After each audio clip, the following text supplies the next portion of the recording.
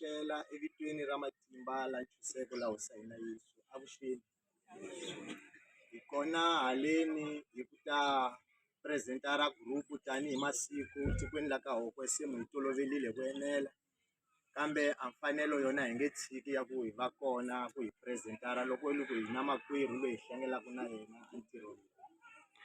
hi lana andyangwini wa ka Mbalani ku ta hi ta seketela makwerhu Gomzi loyi hi hlengelaka na yena a joku ya group leya family ya Hokwe, group ya Lirhandzu, group ya Ntwanano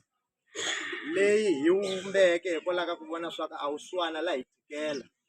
se hi vona swa ku i mfanelo ku loko ho endla xo karhi hi nga pfuneka ha xona loko hi ri kona la ndyangwini a hi ti ntsena hi ta chavelela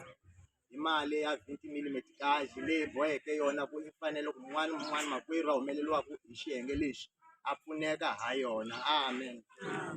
se naswona swoswo hi ya mahlweni hi ku vula swa ku a ndyangu wa ka Mbalani ndyangu wa ka Mathe a wu chaveleleki na yena makwerhu Gomzi a ti hosini a ya mahlweni a simama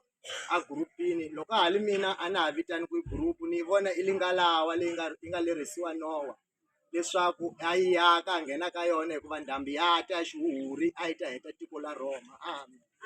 kunene loko swi vetani na yena va swi vona swa ku mfanelo a ya tsalisa vito la ye ku nghena ka laweni ya swi khensa Xikwembu xi mpfuna ni chaveleleka ndyangwini wa ka Mbalani ni ndyangu wa ka Mathe ni tiko la ka Hokwe a li chaveleleki ni kereke a yi chaveleleki na yona group a yi chaveleleki a hi na marito yo tala hi ta gamela kwalano ku ta kula hosa hina amen.